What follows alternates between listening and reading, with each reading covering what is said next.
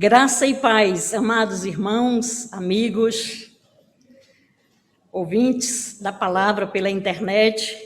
Meu desejo é que Deus possa abençoá-lo nesta manhã, que você já tenha sido abençoado através das orações, dos testemunhos, dos cânticos de louvor que brotaram de corações sinceros, que amam, que conhecem e querem progredir, conhecendo melhor ao Senhor. Amém? A palavra que eu sinto em meu coração, que Deus quer falar à sua igreja, aos seus filhos nesta manhã, diz respeito à nossa atitude, o nosso comprometimento, a nossa compreensão do que venha a ser, de fato, Jesus, a nossa rocha. Já lemos aqui, juntamente com o pastor, um dos artigos da declaração de fé da igreja, e ali diz tudo acerca da pessoa de Jesus Cristo. E se de fato cremos naquilo que confessamos, certamente as nossas vidas testemunham disso. Amém? Vamos ler a palavra em Lucas, capítulo 6, versículo de 46 a 49. São palavras de Jesus no conhecido Sermão do Monte. Lucas 6, versículos 46 a 49. Por que me chamais Senhor, Senhor, e não fazeis o que eu mando? Qualquer que venha a mim, ouve as minhas palavras e as observa, eu vos mostrarei a quem é semelhante. É semelhante ao homem que edificou uma casa e cavou e abriu bem fundo e lançou os alicerces sobre a rocha. Vindo a enchente, bateu com ímpeto a corrente naquela casa e não a pôde abalar, porque estava fundada sobre a rocha. Mas o que ouve e não pratica é semelhante ao homem que edificou uma casa sobre a terra, sobre a areia, sem alicerces. Quando a corrente bateu com ímpeto contra aquela casa, ela logo caiu e foi completa a sua ruína. Que o Senhor abençoe-nos na meditação da sua palavra. Chamamos de fundação a base aonde edificamos uma estrutura. A fundação suporta um prédio, uma casa. Tudo no prédio depende da fundação. A segurança do prédio está diretamente relacionada à base aonde foi edificada este prédio. Se foi utilizado o material ideal em quantidade e em qualidade, dependendo dos obstáculos e o ímpeto que vier em correntezas, em ventos, em terremotos, o prédio permanecerá firme, porque a fundação foi bem posta. Se a fundação não foi colocada de forma adequada, no momento em que vier um teste, certamente o prédio cairá. Jesus falava com as multidões em forma de parábolas. E essa parábola dos dois fundamentos, Jesus está a comparar a atitude dos ouvintes da sua palavra, dos seus ensinamentos. Aquele que ouve e pratica, aquele que ouve e obedece diligentemente, é semelhante a um construtor sábio que edificou a sua casa sobre a rocha. Veio a oposição, mas a casa permaneceu firme. E o ouvinte que ouve a palavra do Senhor e não pratica, e não observa, e não obedece, Jesus disse que ele é semelhante a um construtor imprudente. E aqui eu já vou dar uma dica. Como professora, eu sei que tudo quanto nós apenas ouvimos, nós retemos muito pouco. Mas aquilo que nós ouvimos, vemos e escrevemos, temos a possibilidade de reter muito mais. Então, eu quero encorajar os irmãos a virem para a igreja com papel e caneta na mão, para fazer anotações. Eu adquiri esse hábito desde a minha conversão, imitando aqueles que estavam a ministrar na minha vida. Anotando, fazendo anotações para refletir, para ruminar depois. Porque a probabilidade de aprender, de assimilar, de ser desafiado a colocar em prática é maior. Amém? Fica aqui o meu conselho e desafio para vocês. Espiritualmente falando, o que significa esse fundamento que Jesus destacou nessa parábola dos dois construtores, o sábio e o tolo? O que significa a estrutura, o prédio? Obrigada, pastor. O fundamento da fé cristã é Cristo, a rocha aonde devemos edificar as nossas vidas. A estrutura, o prédio a ser construído sobre essa rocha que é Jesus, é a nossa vida, é o nosso testemunho. A estrutura pode ser o nosso corpo, que a Bíblia diz que é templo do Espírito Santo de Deus, morada do Deus vivo. Nossa vida espiritual somente será saudável, equilibrada, para crescermos de forma fortes, progressivamente falando, se a nossa fundação for posta de forma adequada. Se de fato estou edificada sobre a pessoa de Jesus Cristo. Jesus é a nossa rocha, aonde devemos edificar a nossa vida. Nas palavras de Paulo, ele chamou-se a si mesmo de sábio construtor. Em 1 Coríntios 3, no final do versículo 10 e o versículo 11, ele disse assim: como sábio construtor, eu pus o fundamento. E agora, outro continua a construção. Que cada um veja bem como edifica. Ninguém pode pôr nenhum outro alicerce que não seja aquele que já está posto, Jesus Cristo, o Senhor. Amém? A nossa igreja aqui tem uma particularidade muito visível. Nós temos aqui etnias diferenciadas. Nós temos aqui backgrounds, nós temos aqui formação cultural, costumes e tradições diferentes, né? E nós vamos agregando na IEBSAC pessoas, crentes, né? E há um risco muito grande de que as pessoas que estão começando a agregar conosco não tenham colocado direitinho o seu alicerce.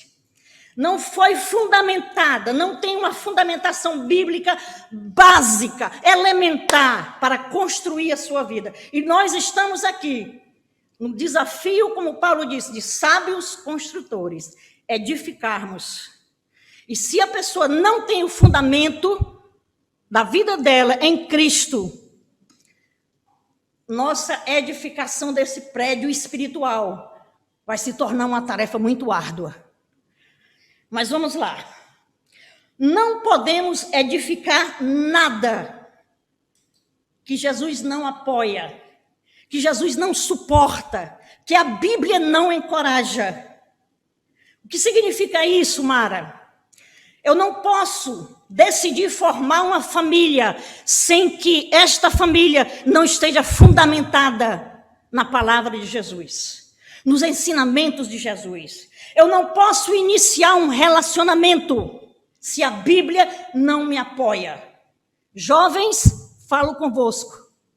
Se você tem iniciado um relacionamento com alguém cuja a rocha da vida dela não é Cristo, cuidado.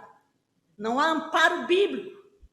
Não há encorajamento nas palavras de Jesus, dos apóstolos, das epístolas, para iniciarmos um relacionamento sem que a Bíblia não nos encoraja, não nos aconselha. Não podemos iniciar um ministério, pastorear uma igreja, uma carreira, uma profissão, sem que eu tenha o amparo e o fundamento dos princípios da palavra de Deus.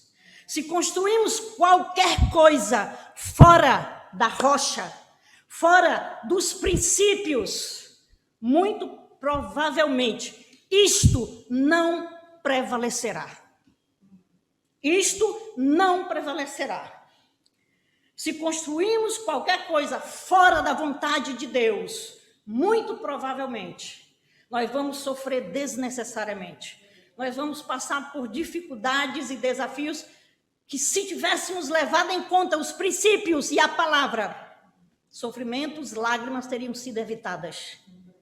E por falar em princípios, deixa eu mencionar aqui alguns princípios claros, visíveis, que fundamentam, que norteiam o reino de Deus. Primeiro, trate seu corpo como templo do Espírito Santo. Se você tem papel e caneta na mão, pode começar a anotar.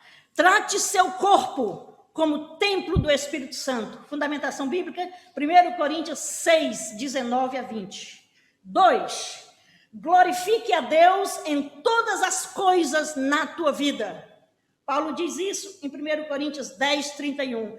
Quer bebais, quer comais, quer façais qualquer coisa, façais isso para a glória de Deus. O que significa isso? É você ter em perspectiva o louvor e a glória do nome de Deus na tua vida. Se eu fizer isso, se eu assinar esse contrato, se eu iniciar esse relacionamento, Deus será glorificado? Tenha isso em perspectiva. Princípio do reino de Deus. 3. Trabalhe para Deus, não para o seu patrão ou para a sua empresa. Colossenses 3, 23. 4.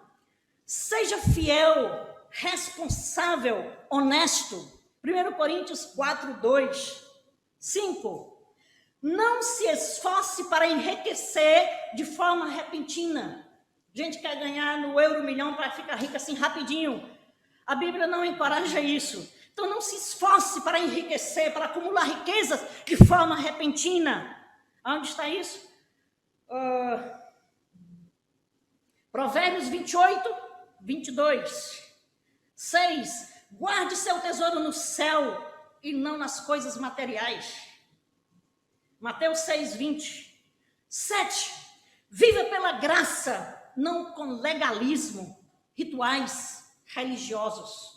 Irmãos, quando eu compreendi de fato a profundeza, o significado e a disponibilidade da graça de Deus sobre a minha vida, eu fiquei livre, foi uma redenção na minha vida, entende? O Senhor nos aceita graciosamente e quando Ele contempla a sinceridade do nosso coração, todas as outras coisas Ele nos abençoa, Ele nos acrescenta, em especial transforma o nosso caráter, a imagem e semelhança dEle.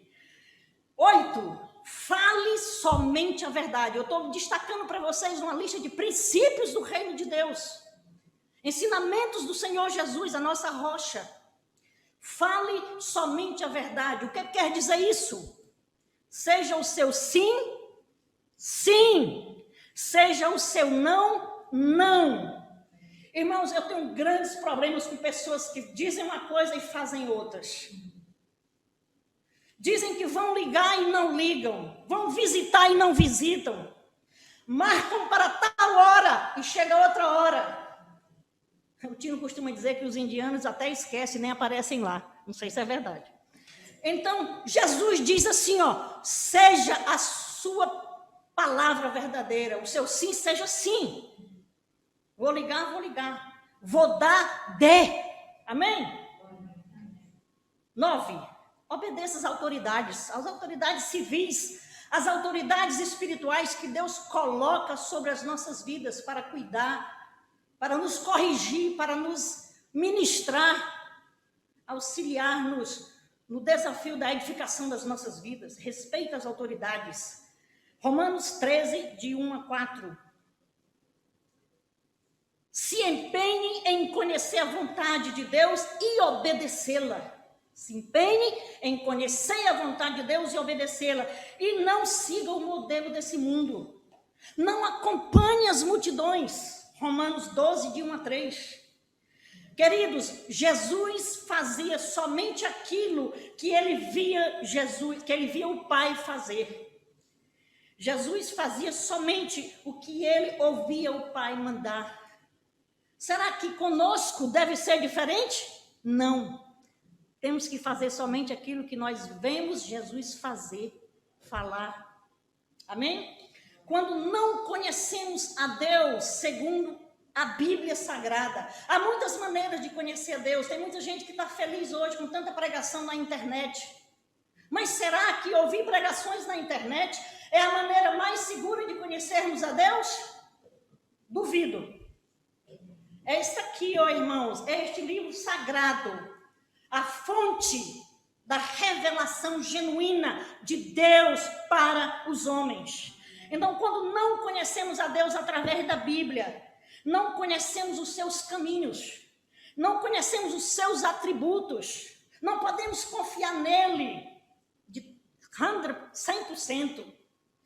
Não conhecemos os seus princípios, eu dei aqui 10 rapidinhos para vocês. Não conhecemos os seus conselhos e a forma dele se revelar de forma individual, amorosa para cada um de nós. Não conhecemos a forma como Deus trata os seus filhos, disciplina os seus filhos, encoraja os seus filhos, recebe, mas disciplina para crescimento, santificação.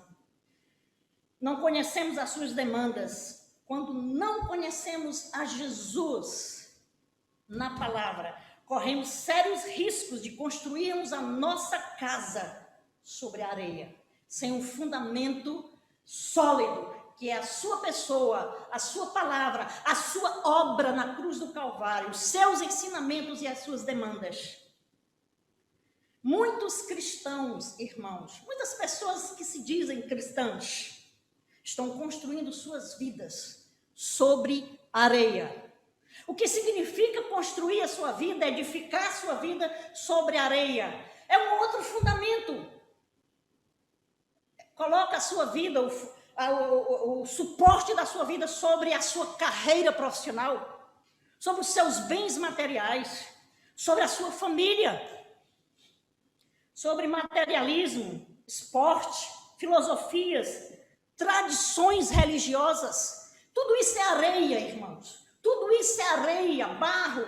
Não há sustentação no momento do ímpeto, do teste, da nossa estrutura espiritual, da nossa casa, do nosso testemunho pessoal. O que significa, então, ter Cristo como rocha das nossas vidas?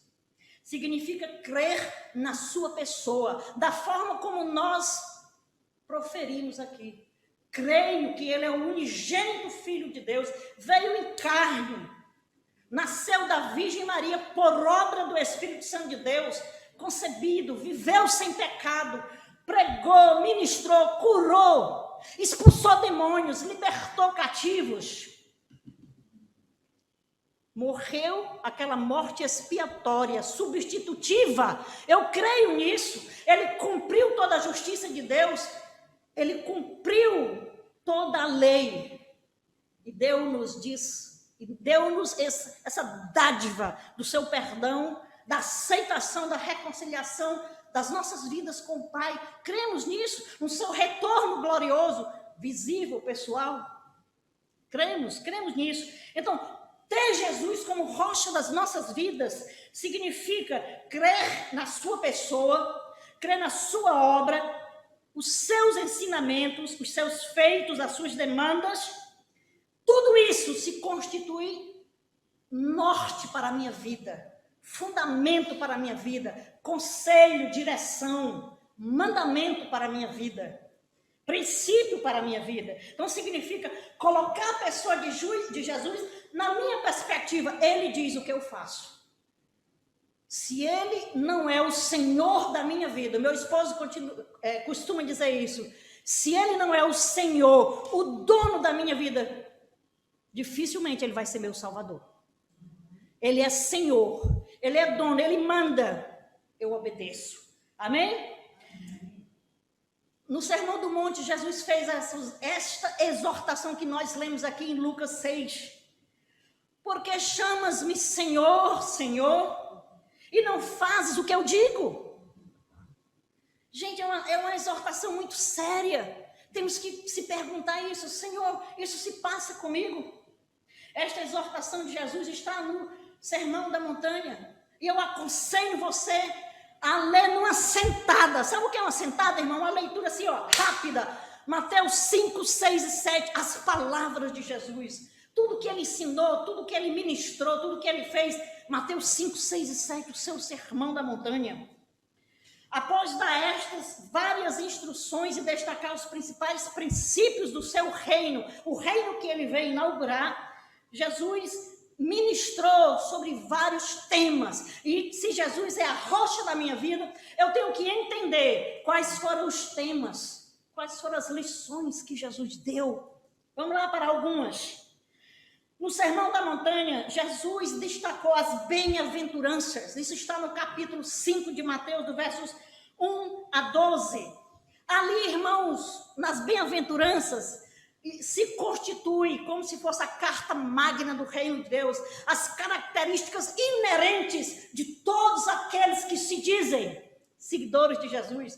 Nas bem-aventuranças, Jesus disse: felizes são os pobres, os que têm pobreza no espírito, os pobres de espírito. O que significa isso? Ter humildade, reconhecer que é limitado, que falha, que tem feiura no seu caráter, que precisa ser trabalhado por Deus. Deixou fora o orgulho, a soberba. Permite que o Espírito Santo de Deus ministre ao seu coração através da palavra. Mansidão, fome de justiça, misericórdia. Jesus disse: bem-aventurados, felizes são os misericordiosos. Deus é misericordioso conosco, irmãos. E às vezes nós esquecemos de tentar ou de querer compreender o que significa misericórdia de Deus. Em simples palavras, sabe o que é que significa misericórdia? É não dar ao outro o que ele merece. Quando o homicida, o ladrão está diante do juiz no tribunal que recebe a sentença, a primeira coisa que muitos deles vão dizer: misericórdia, meritíssimo, misericórdia. O que ele está querendo dizer com isso? Não me dê o que eu mereço. Misericórdia. É você e eu não dar aos outros o que eles merecem. Porque foi isso que Deus fez conosco. Ele não nos dá o que nós merecemos. Pelo contrário, graciosamente, Ele nos dá o que nós não merecemos. No Sermão do Monte, Jesus ainda falou sobre o cumprimento da lei. Lembram-se em Mateus 3,15, quando Jesus veio para João Batista batizá-lo? João Batista disse assim: não, tu que tens, eu que tenho que ser batizado por ti. Quais foram as palavras de Jesus para João Batista? Por agora, deixa que seja assim, porque é importante que toda a justiça seja cumprida. Depois nós temos lá em Lucas 24, 44, quando Jesus ressurreto aparece para os seus discípulos, eles ainda estão assim meio tontos, será que é ele mesmo? Glorioso, ele aparece na presença dos discípulos. E a Bíblia diz que Jesus fala assim para ele: eu vos falei isso. Estou falando de Lucas 24, 44. Eu vos disse tudo isso acerca da morte dele, antes que isso acontecesse. Porque era preciso que tudo que está escrito na lei de Moisés, foi falado pela boca dos profetas e nos salmos, se cumprisse a meu respeito. Então Jesus fala sobre o cumprimento da lei. Jesus falou sobre outros muitos assuntos no Sermão do Monte: o homicídio, o adultério, o divórcio. Qual é a sua opinião, Mara, sobre o divórcio? A minha opinião é a opinião de Jesus na Bíblia. Se você quiser ouvir, eu digo. É que está aqui. Isso é ter Jesus como a sua rocha. Não tem opinião própria. Minha opinião é a opinião de Deus na Bíblia. Amém? Jesus falou sobre a prática da justiça. Jesus nos desafiou a amarmos os nossos inimigos. Jesus ensinou sobre jejum, sobre oração.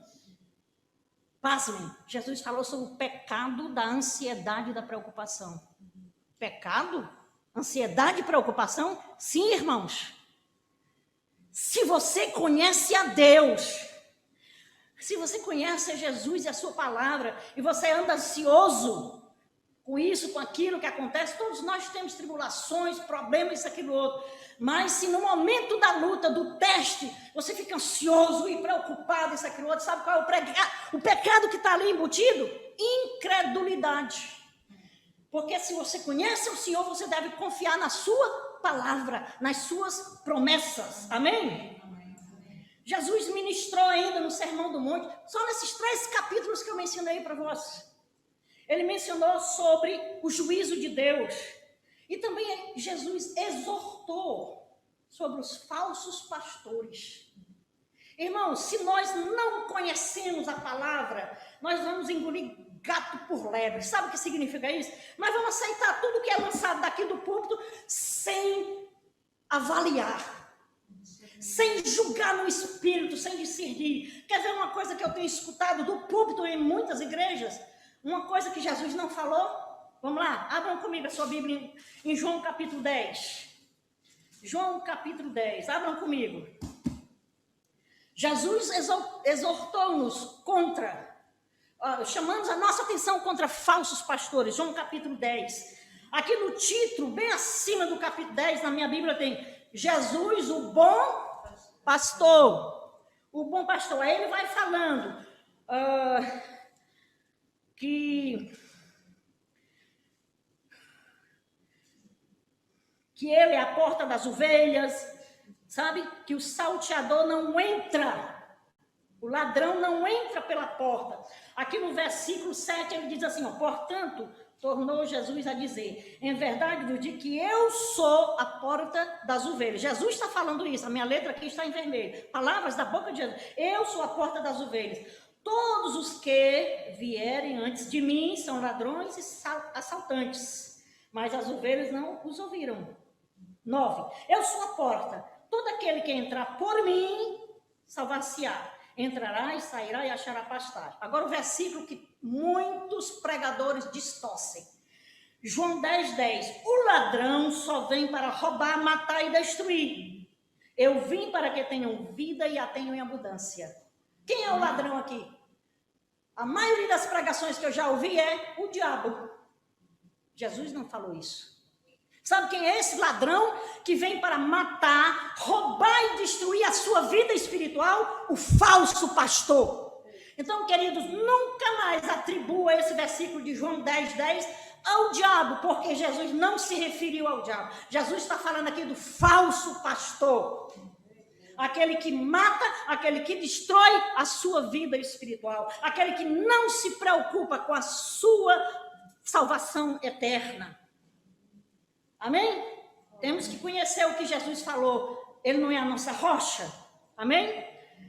Com quem se assemelha a pessoa que constrói sua vida sobre a areia? Nas próprias palavras de Jesus. Um construtor tolo, imprudente, irresponsável. Em alguns versículos, em algumas passagens, Jesus chama de fariseus, hipócritas, malditos, insensatos, imprudentes. Quem ouve e não pratica. Quem ouve e não obedece. Agora, aqueles que são praticantes, a quem Jesus assemelha? Aos obedientes, Jesus chama de sábios construtores. Jesus chama de diligentes, prudentes. Aleluia! Qual será então a importância de se construir, de se edificar minha vida espiritual sobre a rocha? Qual seria a importância? Número 1. Uma vez que as tempestades, as dificuldades, os desafios, as enfermidades, as tragédias, as tribulações e crises e aflições são próprias do nosso mundo caído, uma vez que tudo isso foram previsões do próprio Jesus, Quando ele falou aqui nessa parábola dos 2 fundamentos, ele diz que a tempestade bate na casa do prudente e do imprudente. Então, os problemas e as aflições abalam e abatem a todos, irmãos, indistintamente. Amém? Então, uma vez que Jesus preveu isso, eu preciso ter o cuidado para que a minha fundação, né, o que eu creio, a base daquilo que eu acredito, que eu confesso, está realmente em linha com a palavra. No momento em que vier a dificuldade, a oposição, eu não vou desmoronar. Eu posso até ficar abalada. Amém? Isso é próprio do ser humano. Nós podemos sofrer, chorar, espernear um pouco, mas nós não caímos, não há ruína na vida daquele cuja vida está firmada em Jesus. Sem uma fundamentação adequada, jamais amadureceremos na fé. Jamais cresceremos espiritualmente falando. E aqui vai o meu desafio para quem está nos ouvindo aí em casa, no aconchego da sua casa. Aqui tem vagas para pessoas, poderiam estar aqui presencialmente assistindo ao culto. Irmãos, eu sou tão abençoada, eu não venho toda quarta-feira, mas na quarta-feira que eu venho para o estudo bíblico, leitura bíblica e oração aqui, eu saio daqui edificada. Eu saio daqui encorajada. Você que está em casa, sem fazer nada, por que não está aqui toda quarta-feira? É tão bom, irmão, essa última quarta-feira, sabe, o meu coração se regoziçou vendo aquele irmão, aquele jovem Evandro, quebrantado, de joelho na presença de Deus, clamando ao Senhor para avivar a sua igreja. Foi tão maravilhoso ouvir a irmã Fernanda orando por seus familiares, o pastor Vitor a pedir ao Senhor pela salvação dos seus filhos, porque filho de crente não é crentinho, ele tem que ter a experiência dele pessoal com Deus. É maravilhoso, irmão, vocês estão perdendo a oportunidade, vocês estão perdendo a oportunidade, amém? Então fica aqui o desafio, pergunte-se a si mesmo, tenho edificado a minha vida sobre a rocha ou sobre a areia? Irmãos, não deixe isso entrar aqui e sair aqui não. Medite, rumine essa palavra. Senhor, tenho edificado, tenho procurado fazer aquilo que eu tenho escutado de ti. Que o Senhor, pelo seu Espírito, edifique e encoraje a sua igreja. Vamos orar. Pai, tua palavra é tão clara, é tão cristalina, é tão cortante, Senhor, capaz de separar pensamentos, filosofias, sentimentos, motivações, intenções, tudo está desnudos diante de ti, despido completamente. Oh, Jesus, tu és o bom pastor.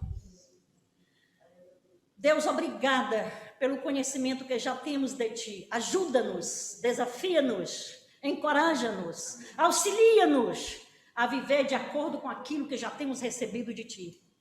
Edifica a tua igreja, expande o teu reino, Senhor, para a tua própria glória, em nome de Jesus. Amém.